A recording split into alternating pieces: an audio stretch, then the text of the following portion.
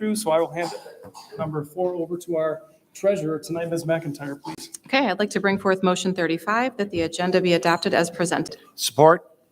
So I have a motion properly presented by Ms. McIntyre and supported by Mr. Mazurik. Any discussion needed on this item? Nope. All those in favor? Aye. Any opposed? Motion passes. Thank you so much for that. That brings us to number 5 on our agenda, our consent resolution. So for folks in the public here tonight, this is a long list of matters, minutes, and budgetary type items and other things that we have talked about in previous meetings or in subcommittee meetings.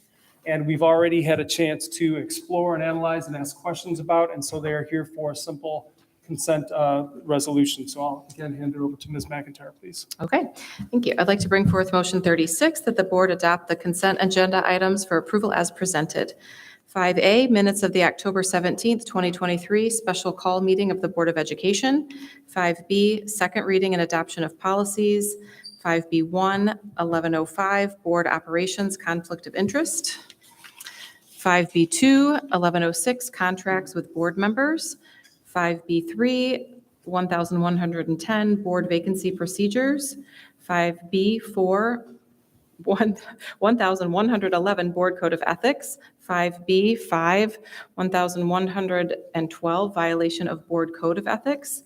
5B6, 2010, digital communications, social media. 5B7, 3017, use of facsimile or electronic signatures. 5B8, 4129, evaluation of superintendent of schools. 5C, second reading and adoption of Board of Education bylaws.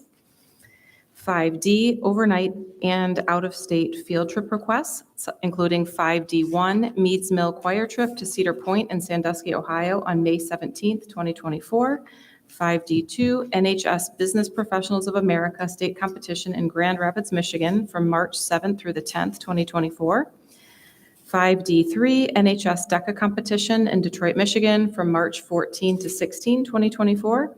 5D4, NHS DECA competition in Anaheim, California from April 25th to May 2nd, 2024.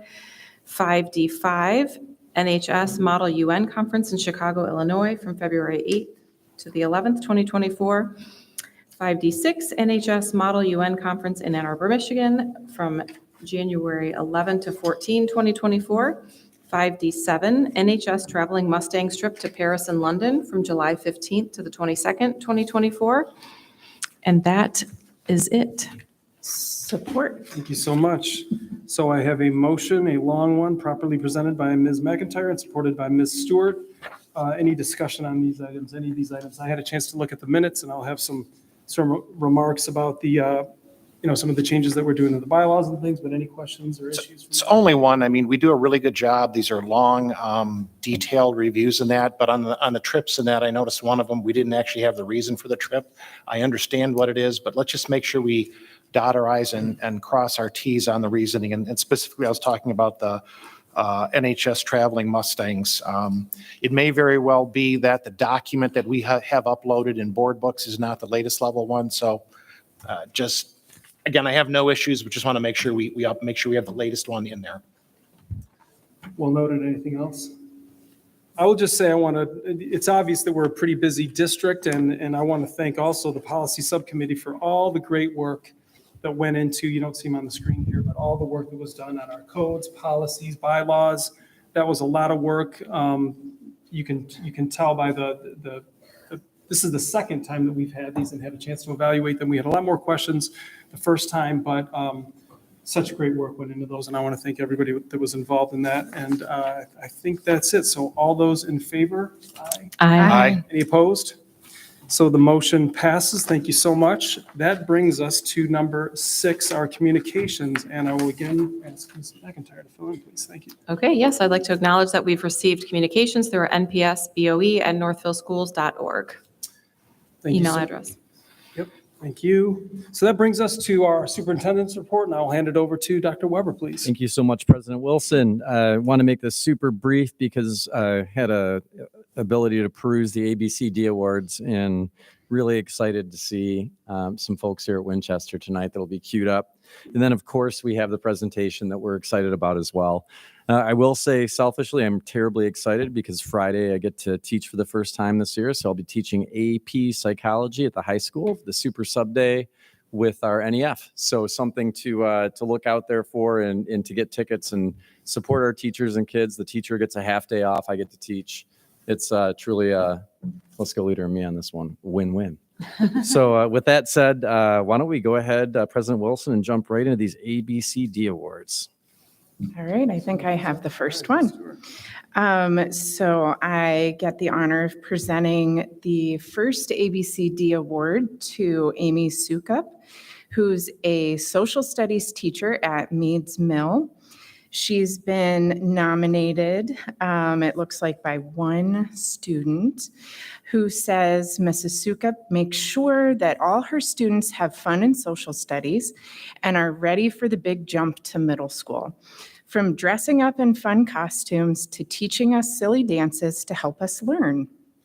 She really went above and beyond and makes me smile each day I see her. Is Ms. Sukup here today? No. Okay, well, congratulations and keep up the great.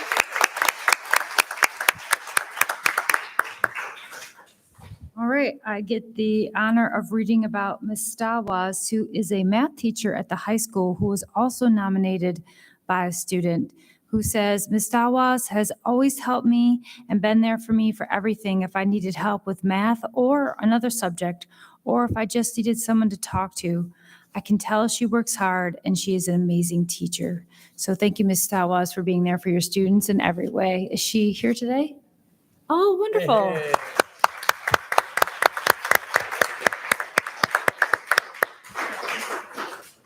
Thank you.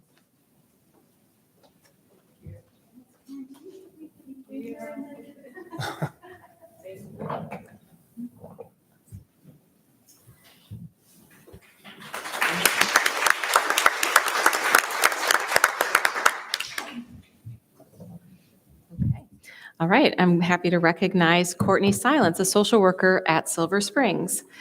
The submission was made by a student, and it is, being a social worker in an elementary school, this is so concise and very sweet. Student says she went above and beyond because she's also there to help people when they need it, and she's also very kind. So that speaks volumes to the support that Ms. Silence gives to her students, and really want to recognize her today. Is she here in the audience? Yay.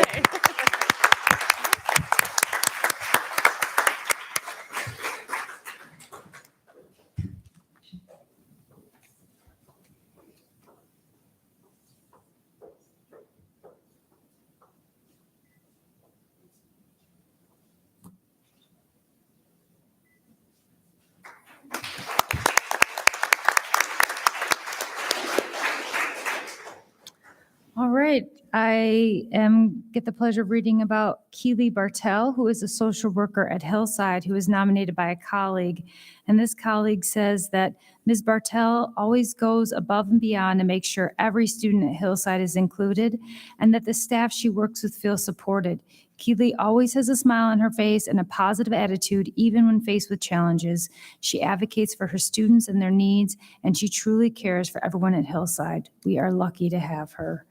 So, Ms. Bartell, are you here tonight? Well, congratulations to her for being there.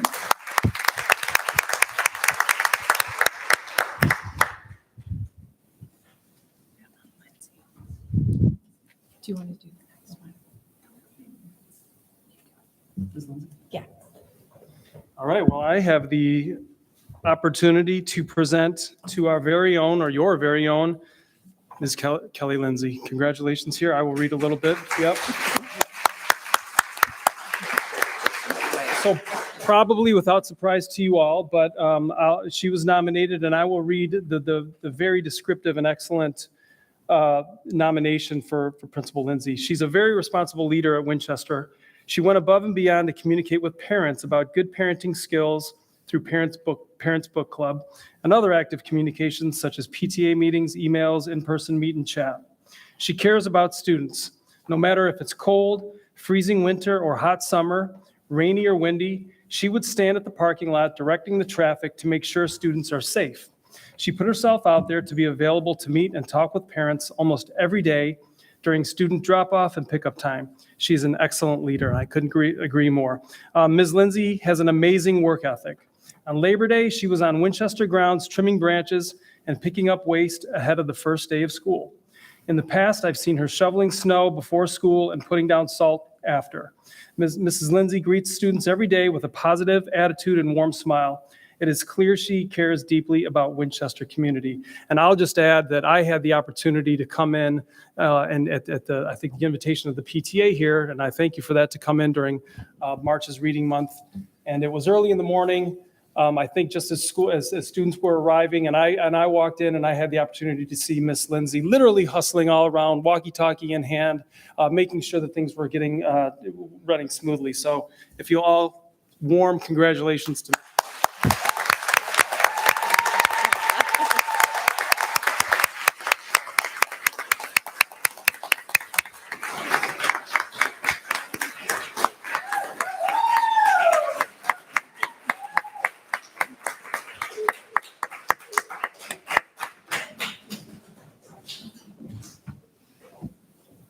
Okay, I'm going to wrap up the day with the final two, and it's great to also be able to read out for Miss Megan McGraw, also a Winchester teacher. I don't know if Megan's here, but hopefully she is. So let me read what a parent kind of submitted. Said, Mrs. McGraw is a second grade teacher at Winchester Elementary School. She's gone above and beyond in leading the large group of young kids in her class to a successful school year. She's observing, patient, and open to communicate with students and parents. She recognized good quality in students and appraised them timely to encourage continuous good leadership performance by the students. She communicated clearly about her expectations and assignments to students and parents so that we all could work as a team and help the kids grow. Honestly, what more can you ask from a teacher? One who gives of herself, is clear, goes out of the way to communicate both with the students and gives them praise. I mean, that is the epitome of what a great teacher is. So let's give a hand to Miss Megan McGraw.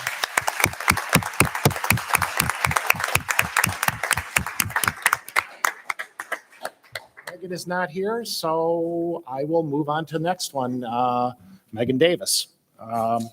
Which this one also was close to me. STEAM, as you know, I kind of love the science background, and the fact that we could increase the size of our STEAM program and make it significantly bigger is really important. And Megan epitomizes the efforts that our teachers take to make things successful. So I'm going to read a submission by an individual. And again, Miss Megan Davis, a STEAM teacher from Moraine. And so it writes, Megan took initiative and worked with NEF and the STEAM team to bring their dream of Glow Week to life. Megan took her team's suggestions and made time to find materials for Glow Week, submitted documentation to NEF, and to follow up with them so that STEAM team would have the materials they needed to make the Glow Week a success. Thank you, Megan, for going above and beyond to make this event happen for the elementary students that attend NPS.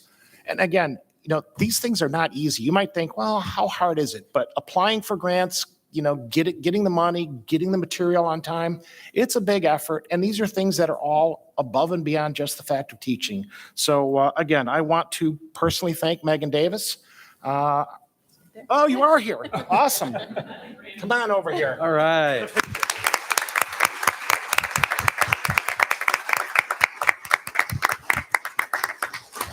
Yay. Yay.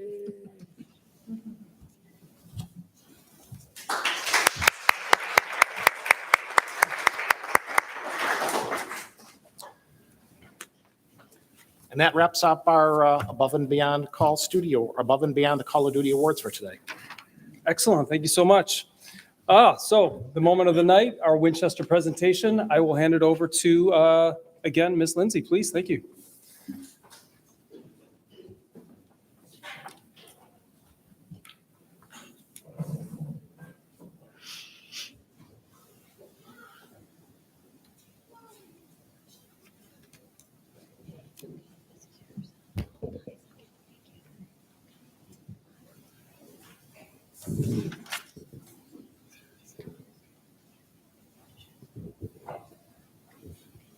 Welcome to Winchester and to our 2023 Board of Education presentation.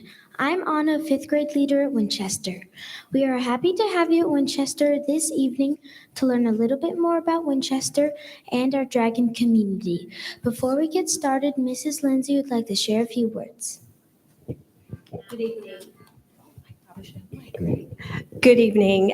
Yes, as Anna said, we are super excited to have you here this evening.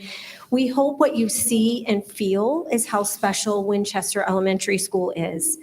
This evening, we have over 41 students and staff who are eager to share our story with you. And I'm so excited that we have students from kindergarten all the way through 5th grade that will be presenting.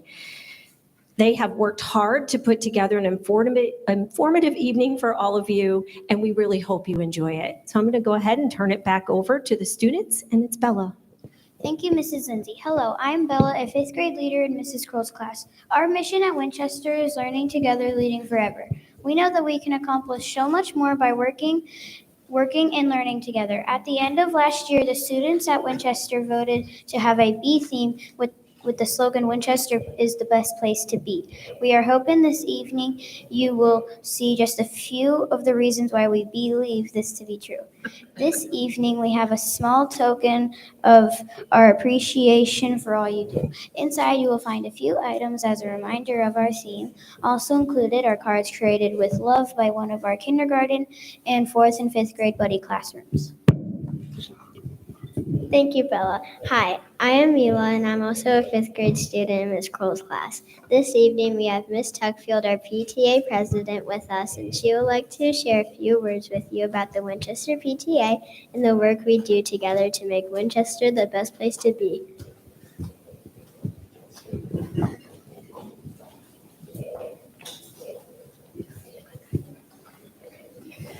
Hello, everyone. My name is Amy Tuckfield, and I'm the president of the Winchester PTA. A little bit about me is that I have 3 kids, Sienna, who's in 2nd grade, Libby, who's a kindergartner, and William, who's a preschooler.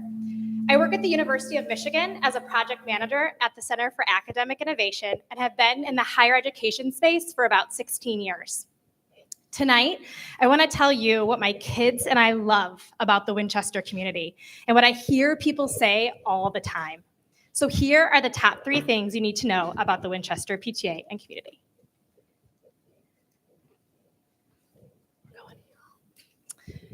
Number 3, we want everyone to feel welcome and know that they belong at Winchester.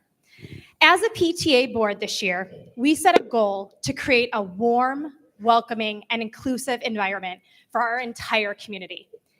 This began when we sent out our first PTA email, to when we host our PTA meetings, and also when we plan our large community-wide events. Before the school year began, we piloted a new buddy program where new families could sign up and be partnered with current Winchester families. The buddies were asked to welcome the new families and be available for questions such as, how do I order food? Or what school supplies should I buy?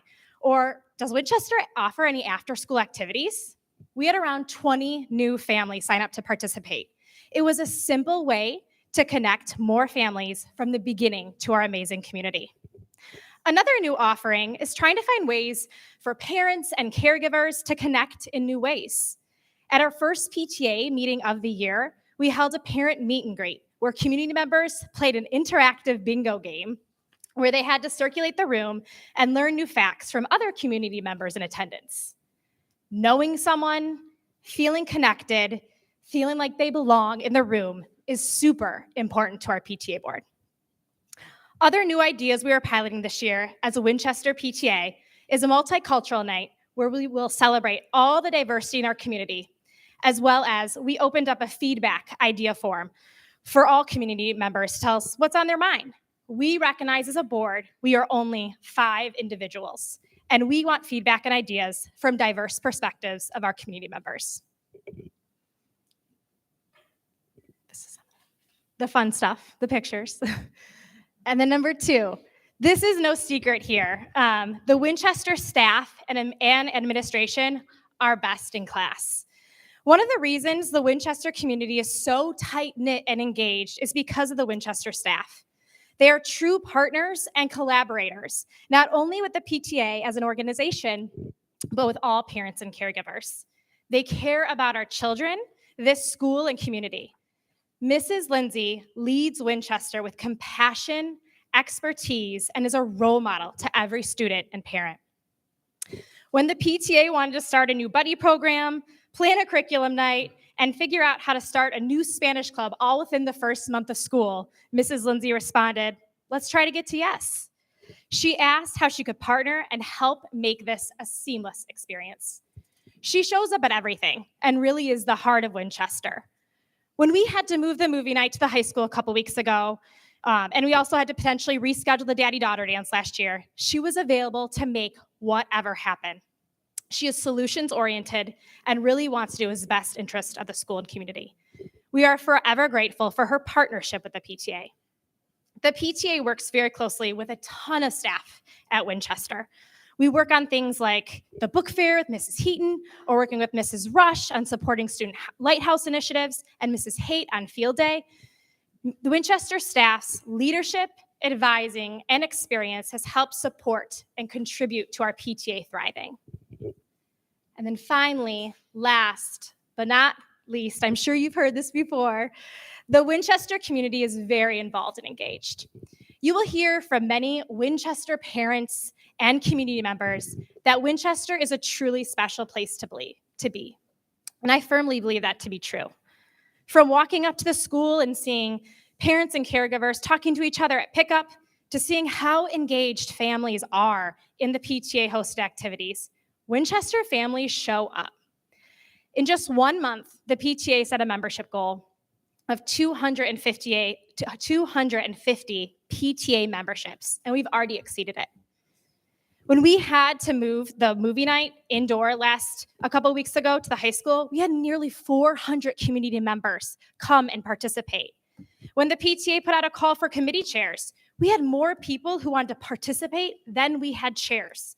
We are truly fortunate to have an engaged community who care about Winchester and our students. Looking at only the PTA-sponsored activities, we host over 40 events annually, 55 committee chairs participate, and I estimated roughly, and this is on the low end, 225 people are involved in the PTA as volunteers for our events throughout the year. We are a community who care about our families and want what's best for everyone. Winchester is a truly special place because of our staff, family, and mostly because of our students. Because of this, Winchester is truly the best place to be. Thank you.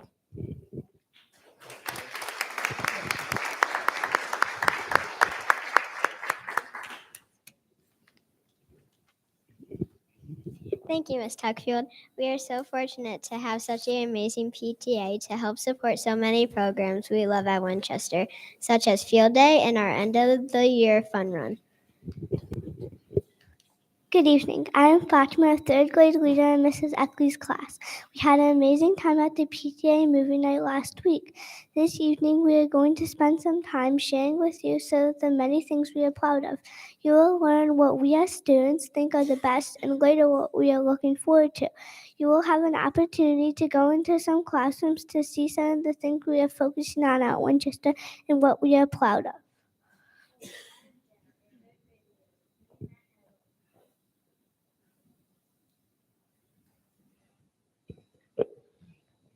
Hello, I am Jad, a third grade leader. We met as a student group with Mrs. Lindsay and talked about what makes Winchester the best place to be. We know we are always safe at Winchester. We have many kind, polite, and courteous students and staff. We have fun activities like PJ Day, classroom celebrations, and the Halloween parade and field trips. We also know we are getting a good education because many alumni have gotten good jobs. Did you know some of our own teachers were Winchester Dragons? That's right, Emma. Hello, I'm Emma, a first grade leader in Miss Nicholas's class. We are also proud to say that we were certified as a Leader in Me Lighthouse School this past spring. You will hear more about what we did to earn this achievement. Hello, I'm Claire, a fourth grade leader in Miss Fortin's class. Some additional programs we love about Winchester include after school art, science, Spanish, robotics, Girls on the Run, and Stride, just to name a few. Now, Bella's going to tell you about the many ways students can get involved.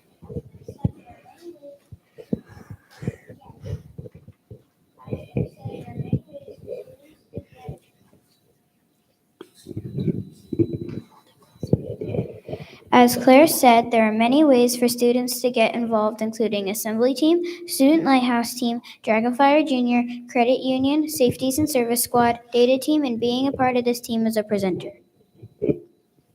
This year, we are excited to welcome our new therapy dog, Chip, the Dalmatian, and his handler, Miss Megan. Chip visited my class from last week. He was named Chip because he has brown spots like chocolate chip cookies. He loves blueberries and carrots. We are already in love with Chip. This evening, we have 3 breakout sessions for you to enjoy. You will spend time learning about phonemic awareness instruction in kindergarten, our school-wide buddy program, and as Emma said, our road to being recertified as a leader in Me Lighthouse School. When you arrive this evening, you will given an item related to a bee theme. If you have a bee keychain, follow Bella to room C9.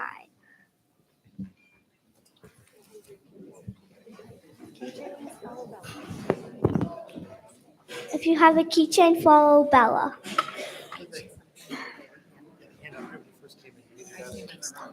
I'm turning it up so we can. Okay, I know.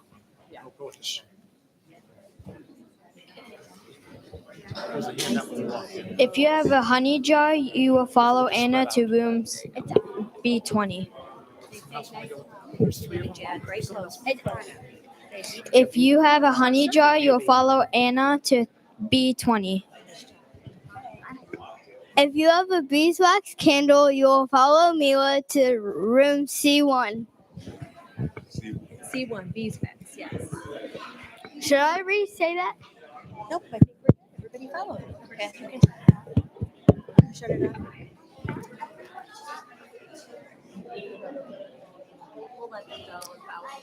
If you didn't get something, just follow somebody.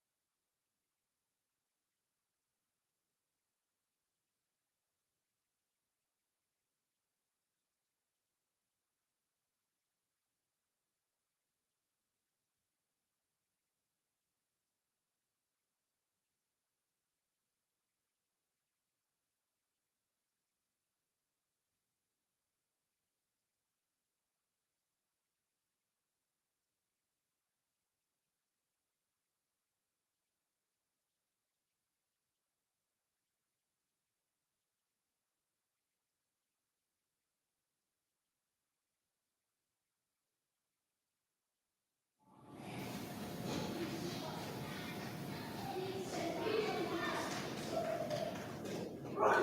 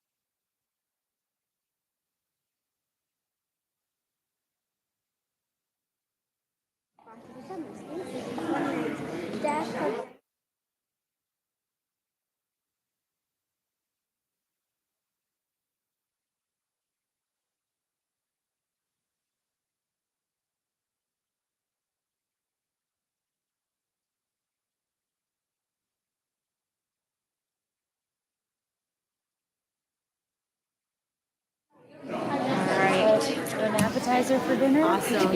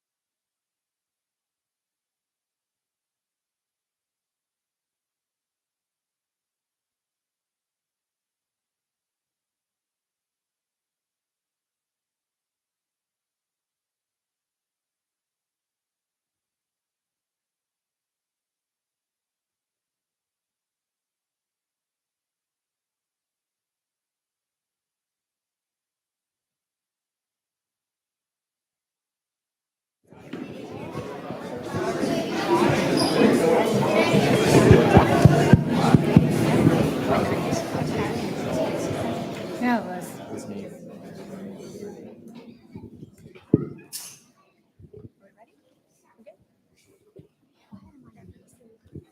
Welcome back. I'm Imani, a third grade artist in Mrs. Eckley's class. We hope you enjoyed spending some time with us, with our staff and students, learning about some of our favorite learning opportunities and celebrations at Winchester. As we think about the rest of the school year, we are really excited about assemblies including Leader in Me celebrations and fun PTA sponsors. Skating Station Fun Nights, Dad's Club Dining Dash, where we can have a special guest join us for lunch during the school day. I'm Thomas, our first grade leader. Don't forget about our classroom parties, music performances, art show, STEAM, Glow Day, Market Day, and fourth grade field trips, including the state capitol mill race, the Detroit Zoo Domino's Farm, Greenfield Village, the Henry Ford Museum, and more. We are all learning more about the 8 habits and look forwards to learning how to be a better leader. We take time each month learning more about a habit where we are tracking our progress towards our goals too. Thank you, Amani. I am Layla, fourth grade leader in Mr. Lipke's class. We are also looking forward to additional opportunities to be leaders, including classroom and building-wide leadership roles, like this one. We also look forward to helping our community through a variety of drives and community service projects. We hope you notice the leadership's quotes throughout our building. These were selected by students and staff and represent those things most important to us as leaders. As a first grader, I'm excited about learning how to read, be a better reader and writer. Speaking of reading, 3rd through 5th graders are participating in book clubs in their classroom. March is Reading Month is another exciting month for us. We love the author visits, guest readers, and prizes. We also love the Society of Readers or SOUL because this encourages all dragons to read. Thank you for your time this evening. This finishes our presentation. We hope you have learned a little bit more about our school and what makes it so special. We have a few minutes if you'd like to ask us any questions.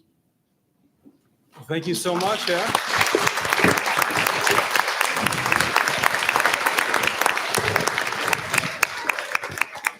All right, questions, comments, Jim? Yeah. So I'm going to ask 2 questions, right? And the first question is just going to be raise of hands, who agrees or who disagrees. Then I'll ask 3 of you to answer the second question. So the first question is, I watched you guys talk about your Lighthouse recertification. One of the things you shared with us was you were looking at your progress and you were tracking your progress, week to week or day to day. So the first question, do you think tracking your progress helps you learn?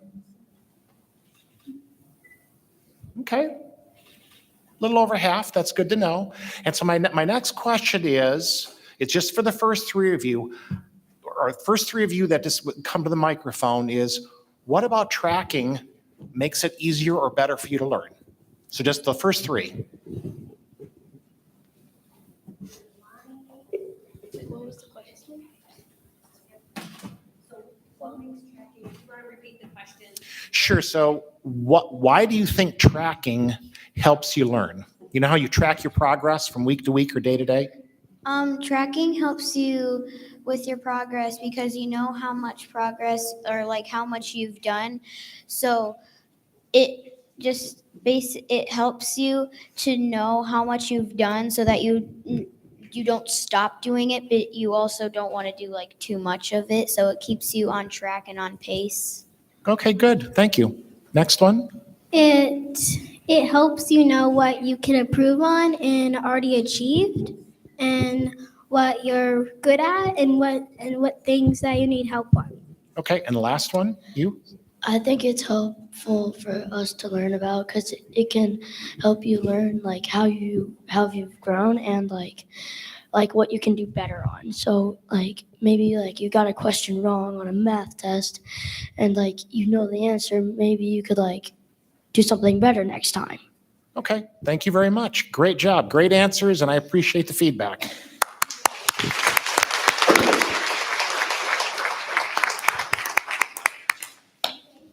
I have a question. Show of hands, I would love to know how many of the students like their buddy classroom experience? Okay, awesome. Wow. Thank you. And I'd also like to know how many of you have found the buddy classroom to help you feel more or like a little bit less worried about how your NWEA test will go? Awesome. And my last question is, how many people have found it to feel more inclusive because of the buddy program? Okay. Awesome. Okay, a lot of you. Thank you so much. That was a really cool program to learn about. I also. All right. And I'm so sorry I had to miss the first few minutes. This is such a special school, so I was so glad to get to see the Winchester part for sure. I was hoping to just hear from maybe 3 people too. We only get to come here once a year and have this meeting. This is once a year that the Board of Education comes here.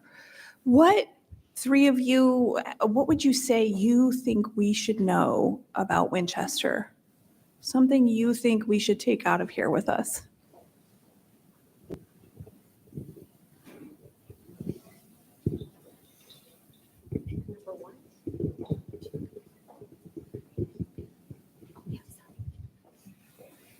So, what I think that makes Winchester such a great place is that all the people, we know all our staff and all our students and all our employees are very nice and kind, and we're in a safe community.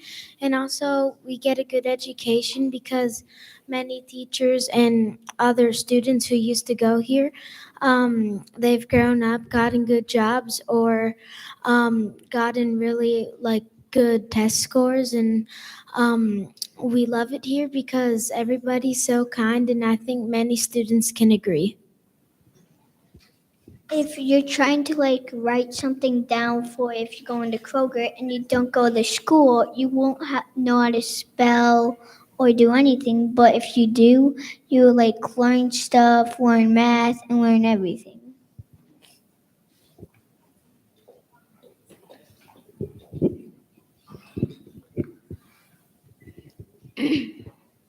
So I think that we have a very nice school, and I think we love our staff and who work here, and the parents who join us with things like maybe helping us doing buddies or helping us with the PTA.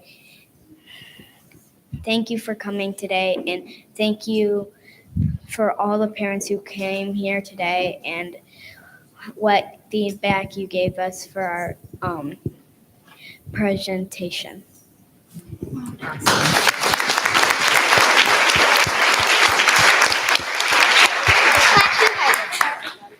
What I really liked about this evening is that we got to see some academic things that are happening in the classroom, and then we got to see some things that you're maybe doing socially, and then the presentation about your Lead and Me kind of tied in together where you're looking at both things that you do as a community and then things you're doing academically.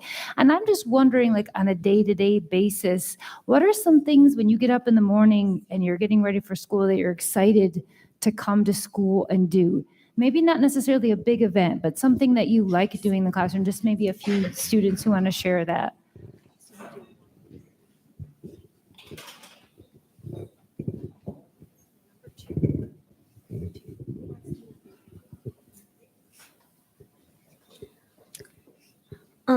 I just like it because in the morning or afternoon when you have this and the special,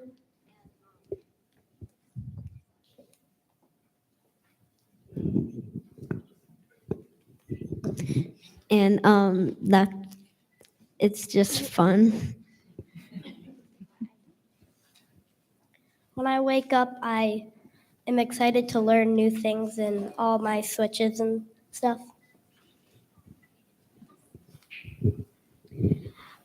When I wake up, I think about going to school and seeing all the nice staff and teachers. Thank you.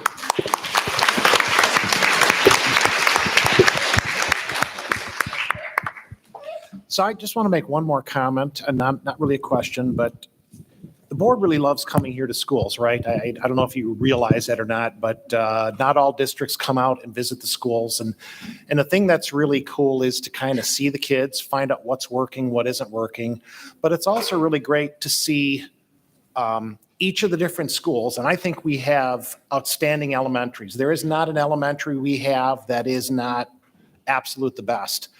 But you guys all do things just a little bit differently, right? How you do a buddy program is a little bit different. And I like to see the differences so we can see what works good and what doesn't work good, right? And then maybe we can take those best practices and bring them across the school. One of the things I really loved was giving this presentation on integrity, right? It's not that we haven't done phonics. Even us old people, we remember doing phonics 30, 40 years ago, but there's variations to it about, it works certain areas and doesn't work in other areas and that. So I've seen phonics at our other schools, but I love the fact that we are trying new things to see, does it fit? Is it better than what we're doing in the past? And so recognize we don't come here just to have fun, but we actually learn a lot out of seeing the different schools and seeing how the teachers implement some things and how we can then bring that together and make best practices. So I thank you for the effort that our students put together. I thank you for the parents for volunteering and bringing 40 kids down here. That's pretty cool to see, second graders giving presentations. You don't know how big that's going to be as they get older. The fact that they can stand in front of an audience and give a presentation, that's just not what we grew up with, right? Which of you, when you were in second grade, were giving a presentation in front of an audience of 10, 15, or 20 people? Probably none of us. So these are the advantages they have, and I think it's going to be really beneficial as they grow up. So thank you for the time. And I just wanted to kind of comment on why it's important for us to come here and why we enjoy getting your feedback. Thank you.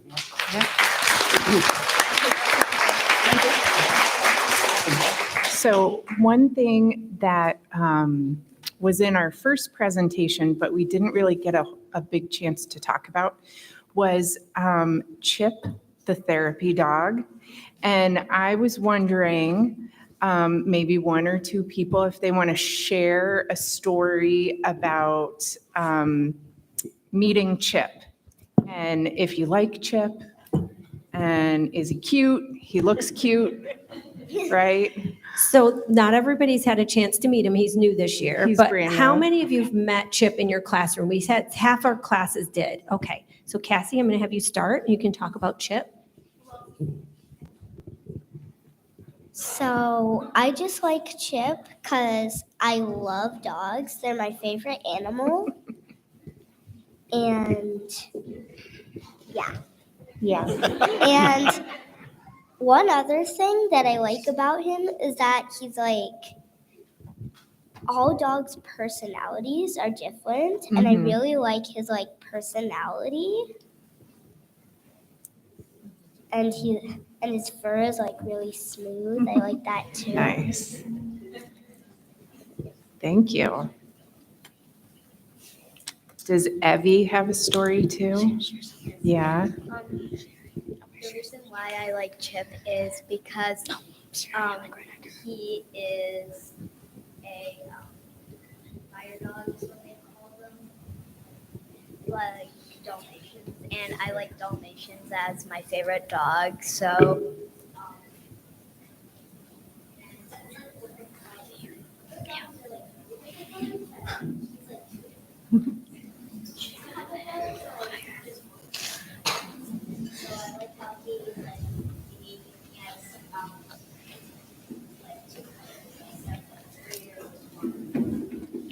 Okay, thank you. Oh, and one more? Okay. So I have not met Chip yet, but I am a really big dog person.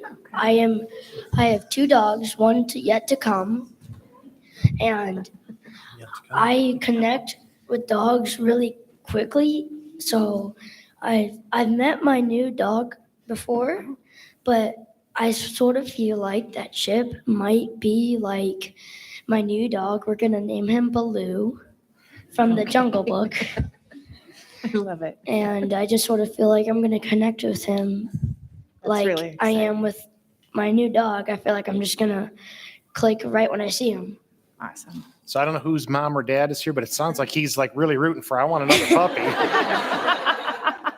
Let's see how strong you can hold that one off. I My just mom's like in the Jim. corner. I just like Jim wanted to make a quick comment of gratitude for the community here. One of the reasons that the board likes to come to the different schools is you really can't get a sense of culture and feel the sort of the quality of what it is to exist in the space and be taught by the folks unless you come to the different schools, and each one does have its own different flavor. I want to just give a quick shout out. The hallways in this building and the color and the art and the inclusion and the engagement on the walls of this school are amazing.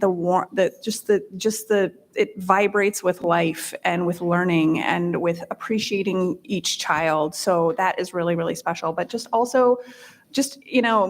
pat yourselves on the back, Winchester community, because you're tight knit, you have a culture, it's a beautiful one, and your kids keep it. They go now. My kids are in Meads. We're not a Winchester family. They go right over to Meads. They love each other. They stay. They keep that culture in that community. And it's something that you build in an organic way with all the different ones of you that are here together. So I would just say that stands out for me every time I come to this building. And I think you've got something really special here. Yeah, I think just a few comments from me and then a question. So first of all, thank you, students and staff, for being so welcoming here tonight. This is a first for me. I love peanut butter and honey, or peanut butter with just about anything, but thank you for the honey. That was, I loved that, so thank you. But thank you for your preparation. It's not easy, and it takes a lot of time, I know, and I think that it was obvious to us how much time and work you put into preparing to have us tonight. So thank you for being such great and prepared hosts.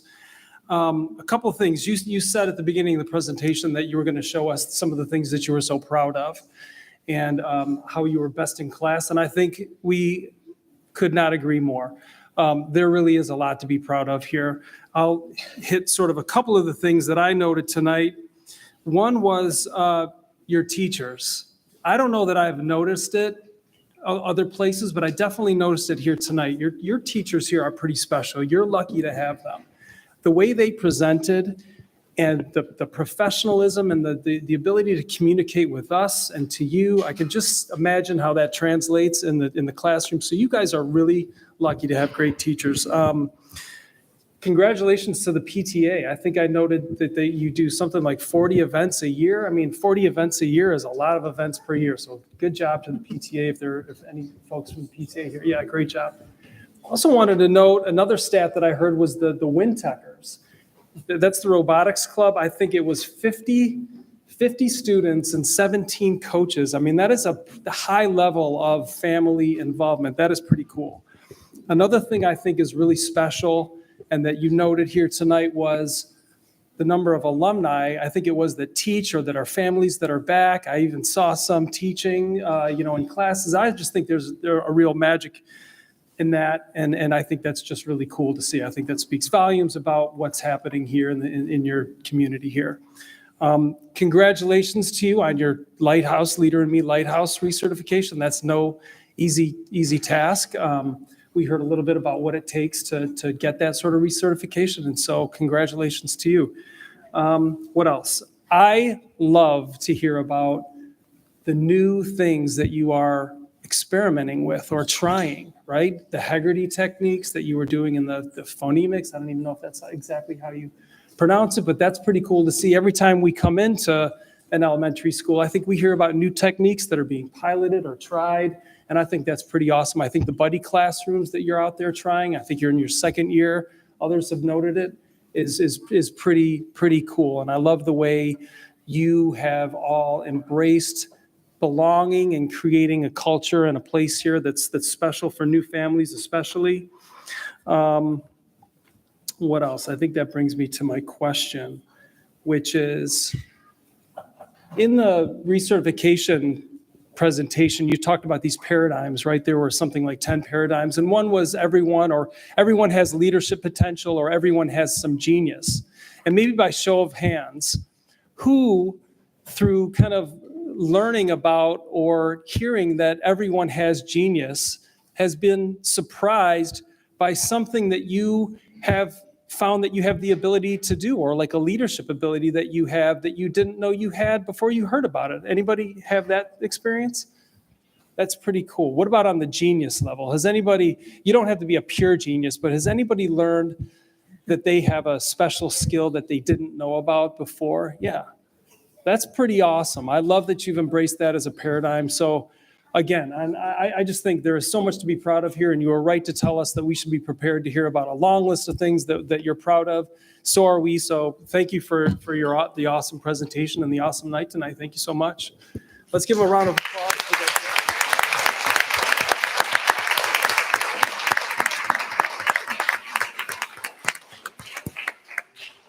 And if I may, President Wilson, I'm going to do something a little bit different tonight. We're still going to take the picture because I think that's important. But I want to introduce some people here. So these nights coming to these schools, we have our tech team, but really the quarterback of all this is Megan Irving, who I'm really fortunate to serve beside every single day. She preps us, gets everything ready, makes sure that our board books are in line and so on, and helps these nights come off really well. So thank you, Megan. And then next to Megan is Chips, the person who brought Chip to you. And we each got a Chip trading card in our bags. And I'll give this to Miss Beth Santer, who is the, I don't want to say dog woman, because you do so much more. But when we come to the schools, it is that part of it, right? And so Beth, thank you for that. And so make sure you thank Miss Santer if you could on your way out. Aaron Boffman, right next to her, you know, when we look at the Hegarty and we look at best practice, you know, you spent your whole day today, Aaron, working with our principals and really digging very, very deeply into data, using advanced sets and so on to really see what is it that we need to do to be better to serve our kids, to serve our teachers, and ultimately our parents. And I thank you for that. Mike Zoff, as I walk around this building, and I think as our chief financial officer, the shape it's in, how it looks, how well maintained it is, and was built in 1975, that is truly a testament to you and your team. And there are a couple things coming up, and I think I saw Mr. Panchero here tonight. There are a couple things coming up on the board will vote on that are going to really be demonstrative of your hustle and your ability to take care of our kids. Next to you, Michael, is Abdul Maydoun. And Abdul, what you do to hire and retain our teachers here is extraordinary. The teachers that you noted being here tonight, we are who we hire and we are who we keep. It's that simple. And I appreciate your hustle and ability to get out there and find the best. And finally, Miss Rebecca Peck, communications, equity, human resources, policy. Genuinely, these people at this table, you might not know what they do on the daily, but I have the privilege to serve beside them every day. And it's not a mistake that our schools are what they are, whether it's our Colt team here, or the people I get to serve with to my right who are deeply committed to coming here, being here, asking questions, really wanting to dig in. I just want to let you all know how grateful I am for them, for you all, and our tech team. You guys figured out the tech, like boom, like right there, and realized that they have to come and set all of this up mobily every month. And we all know tech, I can't even figure out my remote control at home. So like, thank you for that as well. I'm really grateful. And finally, I would like every child on this stage, every parent, and every teacher in the room to please come up. And we're gonna get a picture of all of us behind the board. Thank you.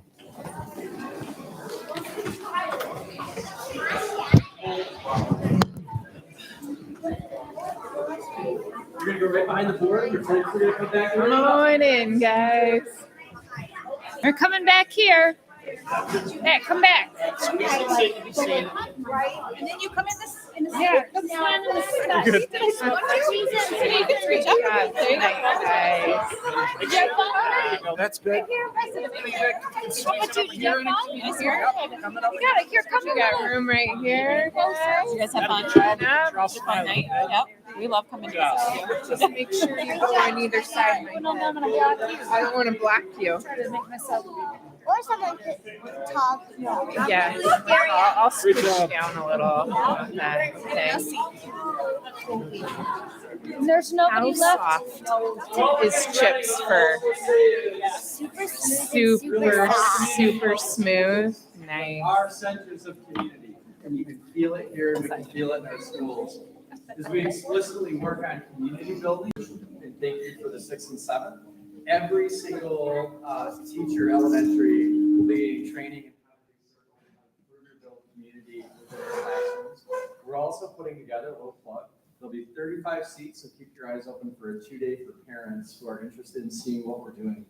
But being centers of community in a public school where we work with each student, I can feel it in this building and it feels magic. So we're gonna smile here a little bit and if we can fit in, we might go panoramic. That's awesome. Smile, guys. Go fall.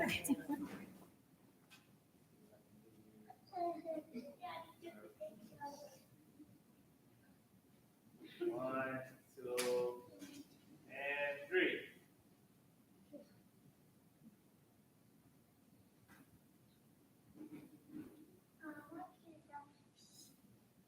Got it. All right.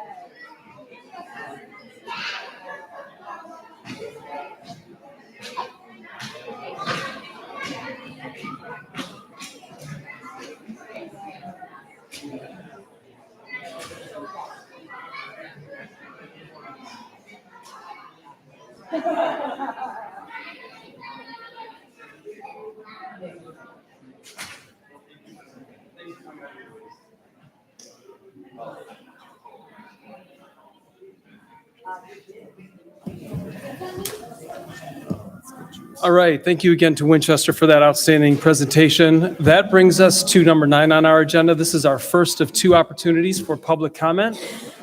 Just as a reminder to folks in the community, we give at every board meeting and every committee of the whole meeting, we give 2 opportunities for members of the public to have 3 minutes to address us, whether it's with an issue or some point of concern.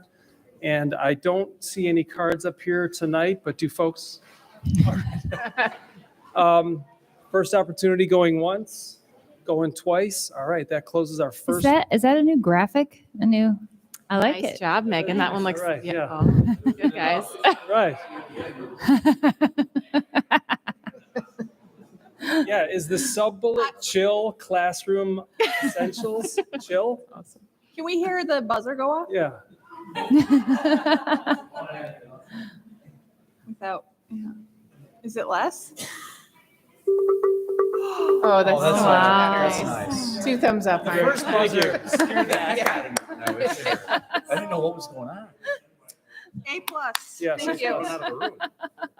Thank you for that. That brings us to number 10 on our agenda, our bid awards, and I will hand it over to our treasurer, Ms. McIntyre, please. Great. I'd like to bring forth motion 37, that the board authorize the administration to award contracts in an amount not to exceed $246,684 for the following projects and purchases. A, CE Door and Hardware LLC for door hardware for NHS, Meads Mill, and Cook totaling $102,484. B, Michigan Glass Coatings for glass film totaling $144,200 funded through the Building Site Sinking Fund. Support. So I have a motion properly presented by Ms. McIntyre and supported by Ms. Prescott. Any presentation or discussion on these issues? Well, before Ms. McIntyre, may I just make a comment on both of these? So as the board may have questions for you, this is firmly grounded in what Mr. Zoff and I heard from the community during our bond run here when we were meeting with families and so on. So both of these are deeply rooted in the safety of our children. And I'm grateful that the turnaround time was really quick on these and the due diligence that was done, but I'm sure the board will have questions. So thank you too. I wasn't going to give a presentation if the board has any questions. I think I detailed it out in the letters, what the scope of the work of the projects were. Door project is really just kind of aligning classroom door hardware in a couple of our buildings with what has been done in the past. Pretty self-explanatory and straightforward. Yeah. We reviewed this at Finance Subcommittee. I think the key thing was about creating lock systems that are consistent and provide kind of a better capability for security. And again, I'm not getting into details on purpose, but generally this is trying to create situations where we might have differences from one building to another and making it consistent across the board. So that's one investment for security, and really it's a best practice. The second item is for films. And again, I'm not going to say any more. We've talked about in closed session about what films mean, but that's what this particular piece is in that. So we got bids from different people. We kind of talked about the various aspects of it, and we spent probably 10 or 15 minutes at finance talking about it. So to keep it kind of at an upper level without getting the details, I'll leave it at that, unless there's specific questions. I don't really have a question. I just, I am so glad that we're on top of this and moving forward quickly on it. It's never not sad that we have to have these discussions and make these decisions, but we want to do everything we can to keep our students safe. So that comes first. It's just, I was thinking about that my high school was built in the 60s, and they built this huge, larger than a gym room where the idea was you would intermingle classrooms. It failed miserably, but the point was there was this huge room that had no walls at all. We used dividers like you would find in like cubicle dividers like you'd find in an office. And the idea that that was forefront, and now we're having to have these, discussions is it's sad, but I'm very grateful that everyone has done everything they can in their power to make sure we have the funds and get it done quickly. The only thing I'll add here is just thanks to the team. I mean, not only did we discuss this in Finance Subcommittee, but we've had several, closed sessions on this. Safety and security are at the top of our list. And I want to just thank the team for taking a hard look at themselves and what we have in the buildings through surveys and analyses and coming forward with these recommendations and then getting this done pretty quickly. So I appreciate that as well. Any other comments or questions? I just want to underscore too that we often hire people that have done work for us in the past. So these are known vendors, people that are familiar with our buildings. The bids were very competitive and well within range of what we would want to see our money being designated for. So thank you to Mike and Steve for really all of the due diligence and all of the efforts. All right, all those in favor? Oh, sorry. Nope. All those in favor? Aye. Any opposed?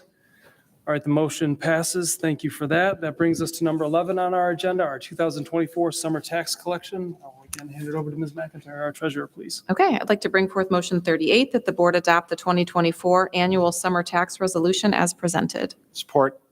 So I have a motion properly presented by Ms. McIntyre and supported by Mr. Mazurek. Any presentation or questions on this? It's just our annual resolution that we have to pass so that we can collect the summer taxes from.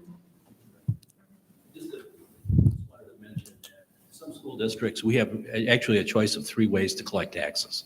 We can collect all of our taxes in the summer. The community I live in, unfortunately, that's how they do it. Makes for a pretty large tax bill in the summer. Here in Northville, we've always had, to my knowledge anyway, a 50-50 levy in the summer and the winter. I don't recall anything previous other than that. And then some districts, it's 100% in the winter time, which is also, I think this is just a good way. It kind of alleviates the tax burden at one time. So in order to continue to do that, we do need to have the resolution approved according to the revised school code. So that's what this is. We're required to do this on a yearly basis, and so same time next year, we'll probably have a back on similar it. resolution. Right. All right, all those in favor? Aye. Aye. Any opposed? The motion passes. Thank you so much for that as well. That brings us to number 12, added agenda items. There are none. Are there any? All right. No one? Okay. That brings us to our, as promised, our second of two opportunities for public comment. You know the routine. We have a very chill alarm at the end of the 3 minutes now. Don't be shy. Going once, going twice. That closes our second of two opportunities. And that brings us to number 14, questions, comments from board members. I do have two issues to raise tonight, including the one here on the board, and I'll talk through this. So earlier, a couple of weeks ago, we had our board self-assessment. This is the first time that we've done that in a while, and I really appreciate the MASB bringing in a consultant, Greg Janicki. Did I get that right this time? Yeah. Who helped us through some survey and assessments that we did of ourselves, and we spent a good, whatever that was, 2 or 3 hours talking about shared feedback and what we thought we were doing well and what we thought we could improve upon. And this is sort of the list that is born out of that session and also a call earlier this week. Ms. McIntyre, myself, Dr. Weber, Ms. Irving, I think was the composition of that call, just to regroup and sort of gather what we thought were the 5 or 6 follow-up items from our self-assessment. And I wanted to run these by you and make sure that we thought this was kind of the consensus thinking and see if there was anything else that folks had out there on their mind. In my mind, crisis communications was something that we wanted to talk about in the future and improve upon. Our public comment follow-up, I would call that sort of public, complaints or concerns that are raised with us, how we deal with and address those. I think we just, I think collectively we think we need can have a better way of going about handling those. And we're not here tonight to resolve any of these. This is just a list of things that we're sort of committed to doing. A scorecard focus, to me, that was, there are those questions in the survey around whether we are routinely assessing ourselves up against, a scorecard that lays out sort of our vision and our goals for a year or 3 years, whatever it is. And are we routinely sort of benchmarking against that? Middle of the pack student focus, I think one sentiment that came out of our conversation was, we spend a lot of time on the extremes sometimes of our student spectrums, right? Kids who are maybe advanced in their learning, or kids who are having problems with their whatever it is in the classroom. But we wanted to sort of not lose focus on those extremes, but also pay potentially some additional attention to the middle, right, of our spectrum of students. So that's one thing that we're also talking about focusing in on. And then vision meetings. This is one that's sort of near and dear to my heart, and I think it probably is on all of ours as well. But we, as we talked about, we spend a lot of time on, matters like we've discussed tonight, finance matters, particular things that are on our agenda or our horizon in the next weeks or 6 months or a year, right? But I think there is at least some of us that feel like we should be spending a little more time, real, time, not at the end of the night. I think that's when a lot of these issues come up, and they're, we want to set up some time to really talk about what is our vision for 5, 10, you name your time horizon a little farther out. One idea is to use our already scheduled committee of the whole time. I think it's November 11th. Am I getting the date right? 7th. That is already on calendar. I think we have a light agenda that night, as I recall from our conversation. We could use that night to spend some time on vision. And then Dr. Weber's, I think, idea was also maybe potentially to set up, a 3, 4, 5, I don't know how much time we'd set aside for this, but a meeting really to just talk about vision and longer term horizon. And I just wanted to raise that with you guys. I think that squares with sort of my list. There was one other sort of non-board piece of follow-up from that meeting. Student data watch points, in the same way that we get finance-related watch points, right? Financial cliff and that sort of thing. I think when it comes to student data, which we get a ton of, and talking points or some watch points around student achievement growth and data and that sort of thing was another one of our follow-ups. But those are the 5 things that we sort of coalesced around. What do folks think? Does that sort of square with your recollection and your thoughts? All right, so I think what I would propose is we take advantage of that November 7th time at our already scheduled COW, and we try to hit some of these, let's pick 2 or 3 of these items. To me, I think crisis communication, I think it's probably in this order, right? Crisis communication and public comment follow-up. We could probably spend a little bit of time on those and get something, process-wise knocked out, I feel like, in some number of a handful of hours. But again, I don't want to monopolize the agenda or the time. What do others, folks on board with this? It doesn't matter how we do it as long as we devote the time to it. That's the key thing is, right? Some of these things, you just got to devote the time. And so, if we use the committee of the whole, let's try to pick off the top 2 at a time, and then we'll schedule the next, meeting as appropriate, whether it's another COW meeting that we have a light agenda on, or if we have to schedule a special meeting to just focus on it. So I think it's a good target. And I do like the last comment. We talked about the data. We get a ton of data on our students. And I always thank our staff for giving us more data. Because as I've talked to other school districts around, other school board members, they don't see the kind of things we see. But sometimes, what happens is the data almost becomes overwhelming. And so helping us turn the data into some knowledge, right? When you see spreadsheets, it's helping point out to us what's the key takeaways or key things that we should worry about. So, as we go forward, Aaron, if you can kind of help us, I think that would be really appreciated. Yeah, I guess my only comment, I think it does summarize, and thank you for doing that. I guess my comment would be that these can get into how Colt should be handling crisis communication. And we could be talking about that, or we could be talking about how the board handles crisis communication. Likewise with, public comment is, pretty much board. So it just, I guess my question would be, how we, like, middle of the pack student focus, like, how does the board work on that? Is it, a more pointed goal or more clear direction? So I think those are the things when I look at this list and think about a meeting, like I would just want to think about those things. For public comment follow-up, one thing that comes to my mind is rather than us trying to create a new thing out of whole cloth, I just wonder if there might be like ways that different schools do it that we could just not try on, but like hear about so that, or we can just, spitball. I don't, but I'm totally open to spitballing. I just think that there may be something that we think is elegant solution to that. Because it's not obvious, right? I have had to sit there when someone was very angry and be like, okay, thank you, next. And it is deeply uncomfortable. Yeah. It feels so inadequate to just be like, yep, we heard you.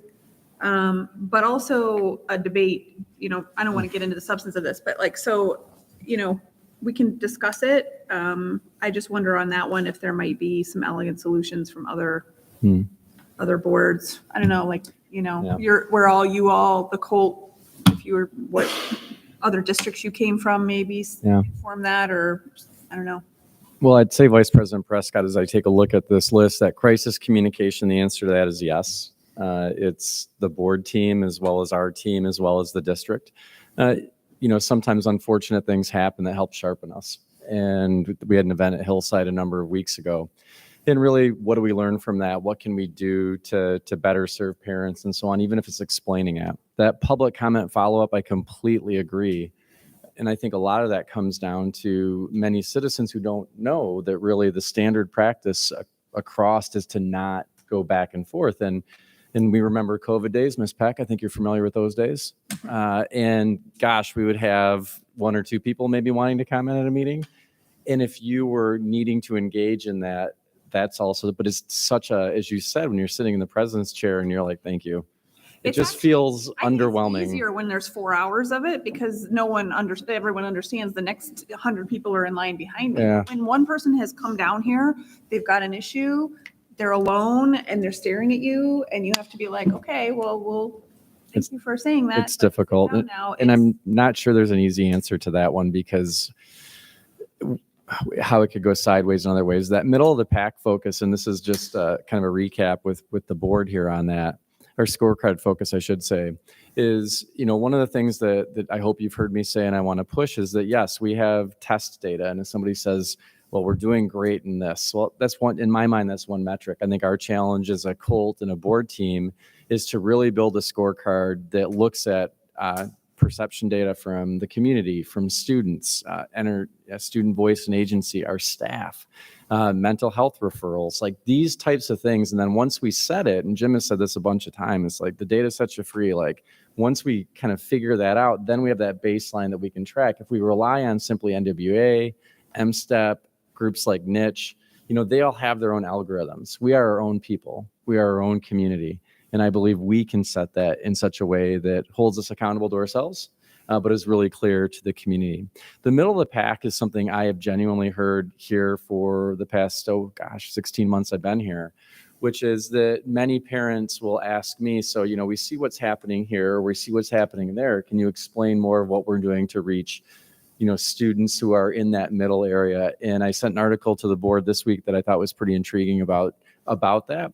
And then finally, what the community is not privy to, which we are in Colt in the board meeting, is genuinely some of our very best sessions as a team happen way too late at night when we're into it. And these folks to my right, this is an elected position, but they all come from work and come here and get after it. And so the notion I had, is there a way we could work something out where, even if it's a couple of months out, that you could all look at your calendars, maybe come into Old Village for 5 hours. We could do this meeting as a cow up in Alice Beal, but then we'd have access to the Colt team to come in and out to work on whatever one or two topics you choose to go toward. We're fresh then, we're bright-eyed and bushy-tailed. Maybe it's just my biases, I'm not a night person, but I just feel like we get so close to some pretty amazing things, but you look up at the clock and it's 11:30 and it's like, gosh, we're all shelled and we need to get up and go to work tomorrow. So those, I just wanted to make sure that the Colt team, the board, the community understood what those were. And if you don't know, the genesis of all this is our school board goes through a self-evaluation and they do that on a yearly basis. I've served in other districts and haven't seen it. So I'm really grateful that reflective nature of this board now is being turned into action on the piece that we have here, because we do have 7 people who are deeply committed to the success of this district. And final thing I'll say is President Wilson had mentioned Kim Campbell Voitel, and she's going through some life stuff right now that unfortunately many of us have or have to go through, and it's brutal when you lose people. But Kim is also a person who's so deeply committed to Winchester. She's your liaison, you know that. I see the parents here and you're nodding. And believe you me, she brings Winchester up in almost every meeting. And she is a passionate advocate and ally for this place. And you just have to spend the night we did here to know why. So with that said, hopefully, Lindsay, that recapped kind of the piece of those 5 areas. Yeah, I think just to hit a couple points here, crisis communication, I actually agree, or I think we need to address both district communication and board level communication. That's not to say that I don't think we're doing those things well, but I think we hit a point, an issue or an event a couple of weeks ago that we can use as just a natural experiment, right, to see how well we did and what we can learn from it. And we'd be crazy not to think in that way. So I think it's both. On the public comment piece, I actually, and it's not that there's a total absence of process around public comment follow-up. To me, there's at least two things. One is that hierarchy of how if you have a concern in the district, it's not listed on our agenda tonight. I forget where it's listed, but it is laid out in many places. If you have an issue, you start with your teacher, then the principal, and then, your respective member of Colt, and then the superintendent, and then the board. It's not always necessary to follow that hierarchy, but I do think there's some process in place around handling, comments from the public. And look, we welcome comments from the public, and you'll see in a minute, I'll talk about some public comments that we've had, but we welcome it. That's how oftentimes issues are raised with us. And so we don't want to shy away from that sort of stuff. So we do have that hierarchy. And then we have those rules, which, like them or not, there are kind of our existing rules around 3 minutes, not necessarily a time for engagement, but just to hear you out, right? We can rethink any of that, I think. But to me, those are the two chunks of process that are out there. But I do think you've raised this, Karen, I think, how do we go about responding to some of these public comments? Because they don't all come in the same flavor or form, right? And we'll never have a plan or process that covers everything, but we probably can be a little bit more consistent or uniform or whatever, pick your adjectives. I wonder too, is the public comment also related to the communications that we received to the email as well? Or are we really specifically talking about when people come to the board meeting? Because I think both are part of that for me. I think I would like to have the emails included in that public comment follow-up. I think that would be a good thing to talk about. All right, so I think we're all on board with using November 7th to get these conversations started. Let's start with crisis communications and public comment follow-up. And then I think scorecard focus and middle of the pack student focus, or whatever we want to call that, to me seem like we're not going to figure out the bullet points to attack tonight. Let's put it on the parking lot as an item, and then we can figure out when we can devote the time. Yep. Whether that's Saturday or whatever time it is. Yeah, I appreciate that because I want to make sure that when we do have these conversations, we allow ourselves enough time to go in depth. And, I'd rather talk about less so that we don't spread ourselves too thin in any sort of meeting. Mm-hmm. All right. So I do have one other issue, and it's apropos that we're here tonight at Winchester, because I want to talk about an issue that some of the parents and families at Winchester have raised in letter form as recent as a month ago, in public comment recently, within the last year or so. I think comments have been made in public comment. And so what I want to say is, thank you for raising these issues with us, right? To me, it boils down to class size and the issue of split classes, right? I think many of us have had split classes in our experience at NPS, and so we sort of know and understand what that's all about. I will say that we not only thank you, but we are giving it a very hard look. Every year, and this is hats off to the team, the work that goes into sorting through what I consider to be the shifting sands of student enrollment, building capacity, financial restraints and constraints, and finance issues, both short and long term. I think they do a great job of finding a balance, right, to make class size and classes work. Sometimes in many ways, I feel like the numbers speak for themselves. I mean, if you look at the data, we're doing pretty well as a district. That is not to say that there is not room for improvement.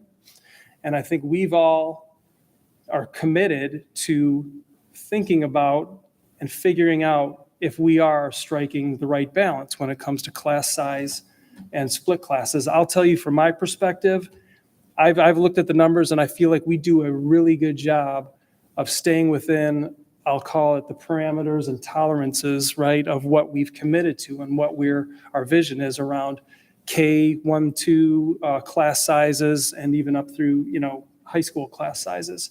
It doesn't always come out perfect or ideal. I think I'm stealing this from Jim.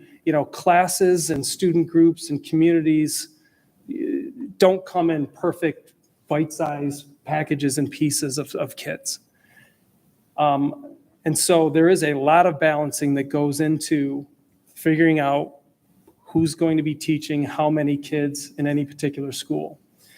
All that said, we realize there are sometimes issues or situations that are not perfect. And when there are those types of situations, Northville does this better than anybody else in my estimation. We have, ancillary supports, ELL supports, parapros that the team brings to bear when you have classes that are pushing, I guess, the tolerances, the class sizes that we've envisioned for ourselves and that we set as a standard for ourselves. We're going to look at whether we need to change anything around, and I'll say this, on split classes, to me, it appears we only have a few across the district per year. My kids have been in some of them. They're not a regular thing. They don't happen all that often. Is it a necessary evil?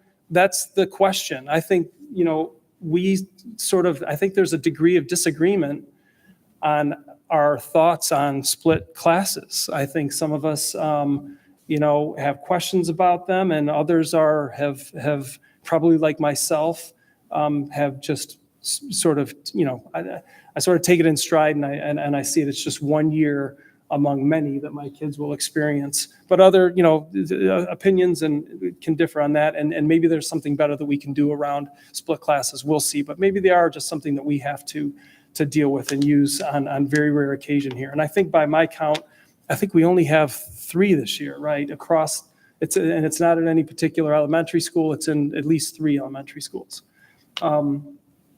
All that said, we are committed to taking a look at whether we need to rethink our class size standards, I'll call them.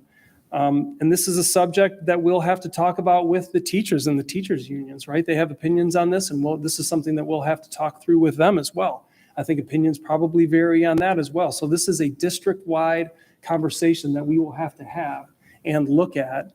But I don't know if it's cold comfort for the folks sitting here in the room that have raised these issues with us and so eloquently penned letters and made comments to us within limits and dealt with our previously loud buzzers. But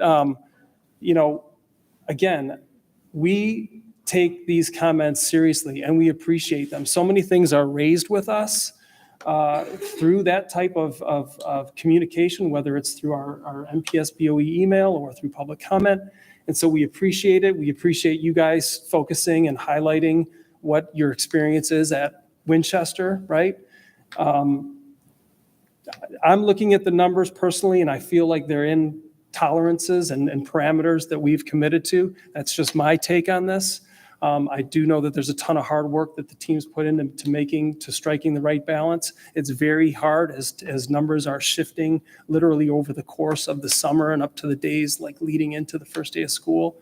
But I just want to let you know that we are looking at this and taking a really hard sort of strategic look at what our sort of standards of practice should be around class sizes and split classes. And I'll leave it to folks to clarify or add your own points or views on this as you see fit. Yeah. I think you raised the subject well.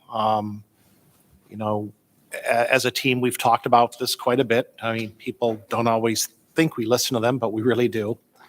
And we've got some, the problem is if you look at just one little area, you plug that hole, you've got to be equitable across the entire district. So we can't, fix a problem just in one area, get a real nice class size, and then all of a sudden everyone else looks high towards them. So you got to really find that balance. I've been in this district a long time. When I started in this district as a school board member, we had extremely low class sizes, probably 2021-ish. Unfortunately, that also led to a incredible bad financial situation. We laid off 50 teachers. We were able to bring a lot of them back, but ultimately we drove our class sizes quite a bit higher. Financially, we were just constrained, right? I remember in the upper L, seeing kids of 31, 32-ish and kind of going, man, we don't like this, but there are constraints. luckily, over that time, we've built up some fund balance and have been able to slowly, push the numbers down again, where, you don't see those. You don't see 30s at the elementaries anymore. You don't see 29s. I mean, we've slowly pushed it down, and there is always that balance. And so, people think, well, Jim, you're the finance committee guy. You're just pushing the numbers. No, I get it, but it is finding that balance, right? And so when we left COVID, we made a conscious decision during COVID to put in more teachers and keep our class sizes slightly smaller than the norm because of the health situation. And I will tell you, amongst the board members, we knew that when we came out of COVID and the numbers went up by a couple people here and there, we were going to get some grief over it. And that's okay. I get it, right? Every single one of the parents is fighting for the best for their own kids. Get it? I'm 100% there behind you. You can call me any time of the day and let's have a conversation about that. We unfortunately have to find that balance. And so I think, Lindsay was pretty clear when we had this meeting about, let's take another look at some things. Let's take a look at how it impacts, across the board. Let's take a look at some things like the ability for parents to move within the district and that. So we've got to look at a bunch of different situations and try to find a balance. And I'll just reiterate what Lindsay said. We aren't ignoring it. We'll look at it. I don't know what the answers are going to be, but God, if I could just flip a switch and make things better, trust me, we would do that. It's just that there's a lot of things that are intertwined in this situation that you can't just do it that fast. So parents, trust us. We hear you. We heard you loud and clearly. And we're going to take a really solid look at it. Anyone else want to chime in more? Can I frame the conversation a little bit? So I think one thing from the perspective of someone who isn't on the board that I just want to frame that, when I've heard these remarks so far, first of all, it's not clear where we've necessarily had some of these deeper conversations. Many people attend the meetings or watch the meetings. And sometimes that's happening. I would say the really deeper dives are happening in the context of, and I'm not going to say anything more than in the context of bargaining discussions, which are able to be held in closed session because they represent the strategy of the district vis-a-vis union negotiations. And so, you might be like, when did you do these? And so I just want to make clear that some of that parsing of data to the literally which school has which classrooms and what numbers is happening by this board. It's happening. The second thing to frame this is that what's going to be next, or why can't you be more concrete, or what's more what's the action item, or do you have an answer on next year?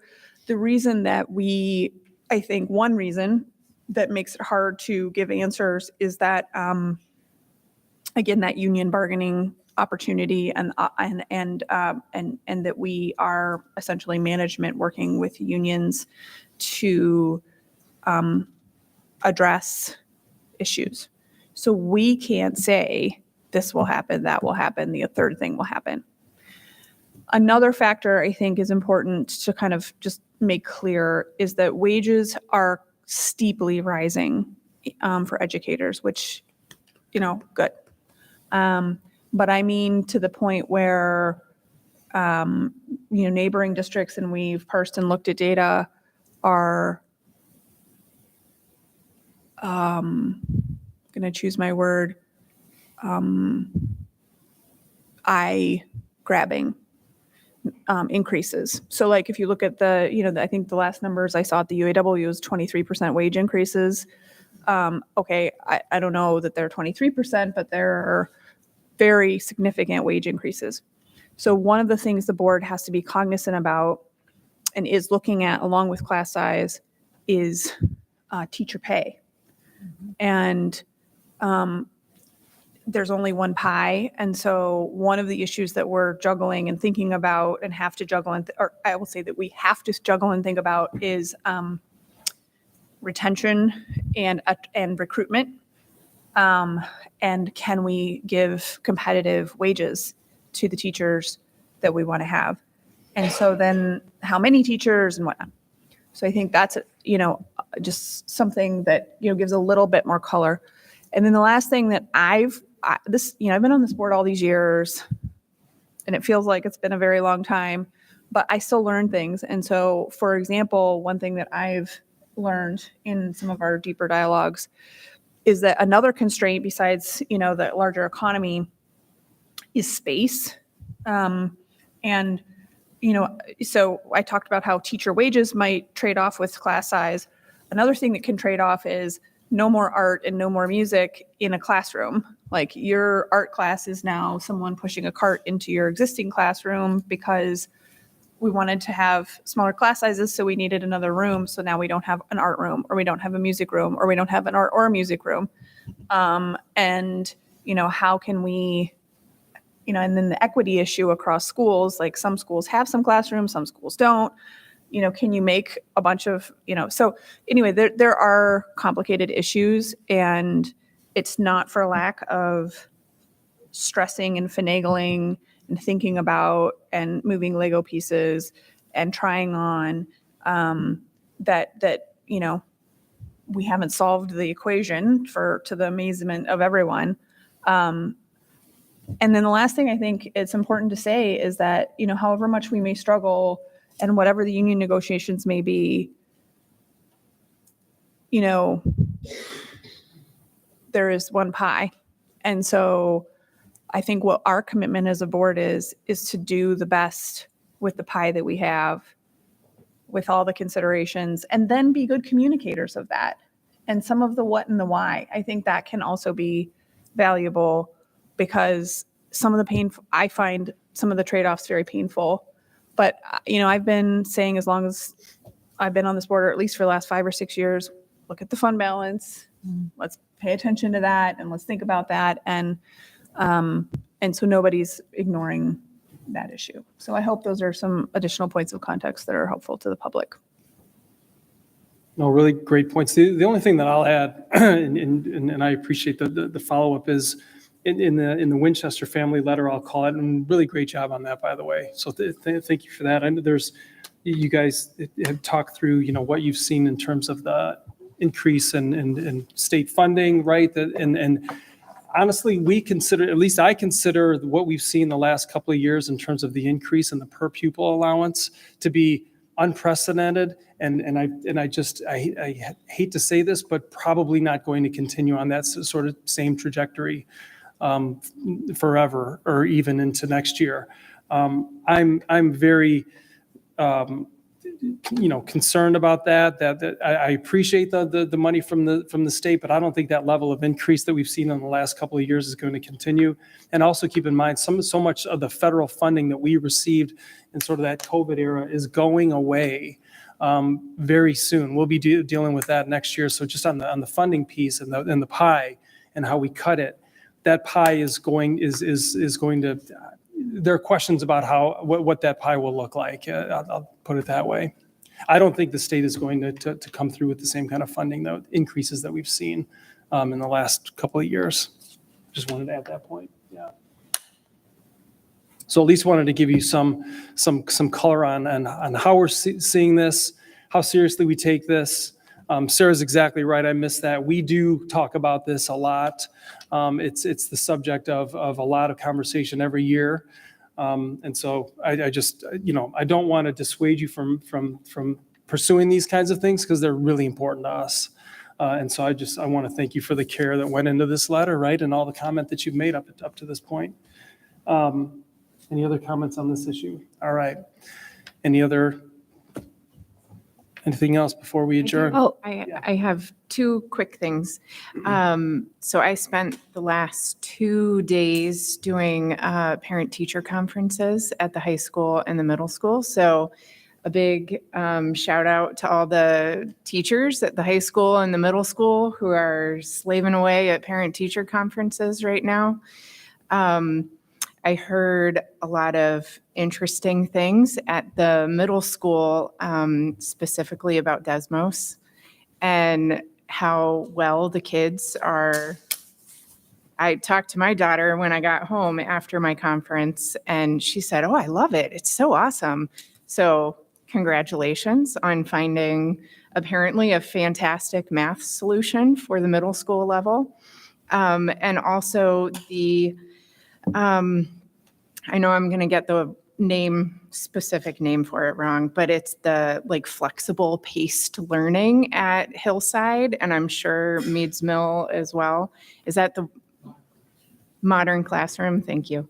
So 7th grade at Hillside 2 years ago, maybe, we're piloting the modern classroom, and now having had a child experience that in person, it seems to be an amazing program. And the teachers that I've had a chance to talk to that focus on this modern classroom approach, it sounds awesome, and just a way to really target each kid where they are and give the teacher more flexibility in the classroom to focus on each kid.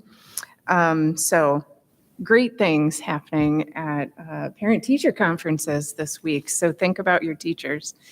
And then the second thing really quick, Northville Youth Network is doing their overbooked book club again this year with collaboration with the Northville Council of PTAs. And the first one is this Thursday at 6:30 at Hillside in the library. The book, which I am halfway through with, so I have some reading to do tomorrow, is called Scaffold Parenting. I think it's going to be a really good discussion. And even if you don't finish the book, you can still come and partake in the conversation, because I don't think I'm going to finish by Thursday. So, well, I'll do my best, but we'll see. So that's all I had. I wanted to bring up something too about parent-teacher conferences, that it's been a while since I've had a middle schooler. And what I remember about my last parent-teacher conference experience at Hillside was I would wait in line and I would have my student with me kind of, or I'd be, hoping I could hustle from this teacher to that teacher and do it in a period of time that I could, finish up to get the next kid to the next place they needed to go.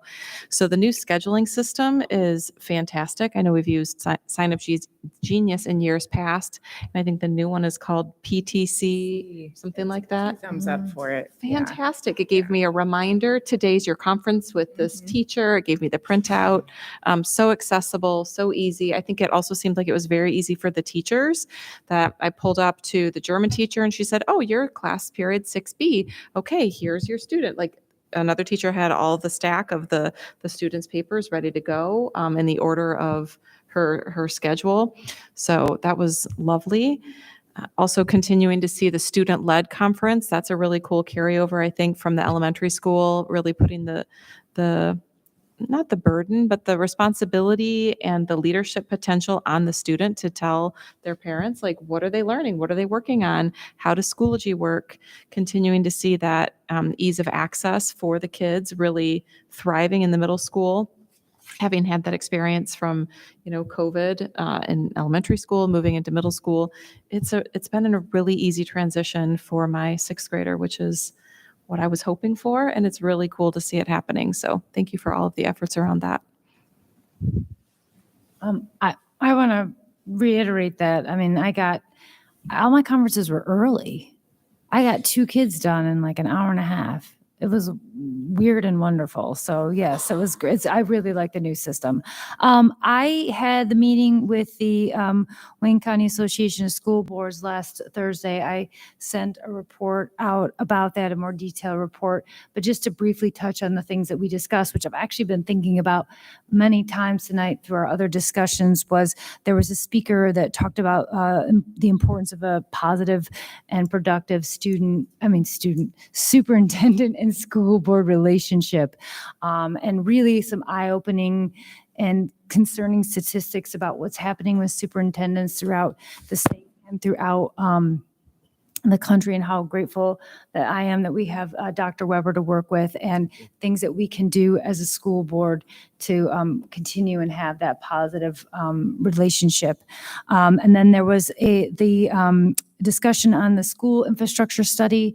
I don't know if anyone remembers in 2018, I believe it was, the school finance consortium, was that a collaboration? Anyways, it was a group that, just studied how much it costs to educate each student. And I believe we're just now at that level 5 years later.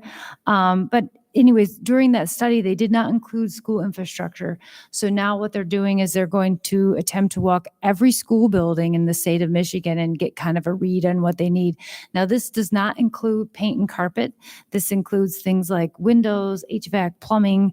So it's kind of a bare bones thing.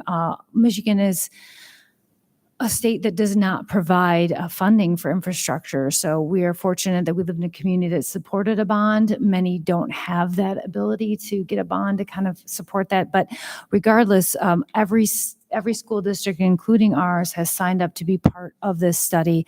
And the walkthroughs will start in January. And then by next year, they're going to give a report. And the hope is coming out of this that they will get funding. I think that what they would really like is ongoing funding. I think they'd settle for one-time funding to address some of these dire issues in a lot of school districts. I feel very fortunate that we live in a school district, but honestly, it would be nice. I don't think any district would be upset to get more funding for the maintenance of their buildings. So, and then lastly, there's a teacher shortage. And I don't know if anybody knew that. And so they talked about how through the state, they are working on a parent-teacher programs, working with various universities, and it's through an apprenticeship program. So they're able to use Department of Labor funds. And right now they have 900 teachers that are coming through that program. They're hoping to grow it. So that sounds like a very positive thing that they're working on, and I appreciate the fact that they got some funding from the state to continue that and to grow that. So they're looking to see the success of it. There is the teachers who come through that, they are, unless there's extenuating circumstances, agree to continue at the district that they came out of for 5 years. So it's kind of a win-win for everyone.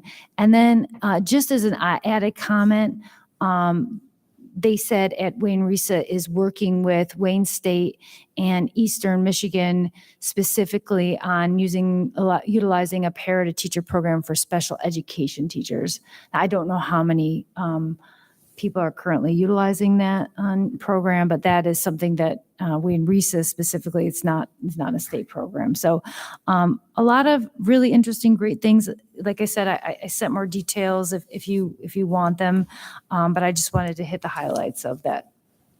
It was worthwhile, and you get dinner. Okay. So Thanks for going to that. And I would say to the Colt team, anything on Fridays that you want to put in there to address some of these comments. But Aaron, if you'd like to maybe make a mention to Dr. Brock with Desmos. Okay. I mean, or even right now, because it's just great to hear it. Well, it's worth with Dr. Brock and Dr. Swinsky have done with our teachers to really come into 2 years to really bring that good study to come to that. So we're very happy to hear. And she's been doing a lot of classroom visits herself. Dr. Brock has been just seeing it in action, as well as the elementary social studies, just to see what it's looking like now that it's playing out in the classroom. So it's exciting. Thank you. And I would like to just mention that Monday night is the first ever inaugural orchestra concert at the high school. If anyone is interested, at 7:00 in the auditorium. Wonderful. I'm also really excited that the middle school teachers invited parents to come learn about Desmos.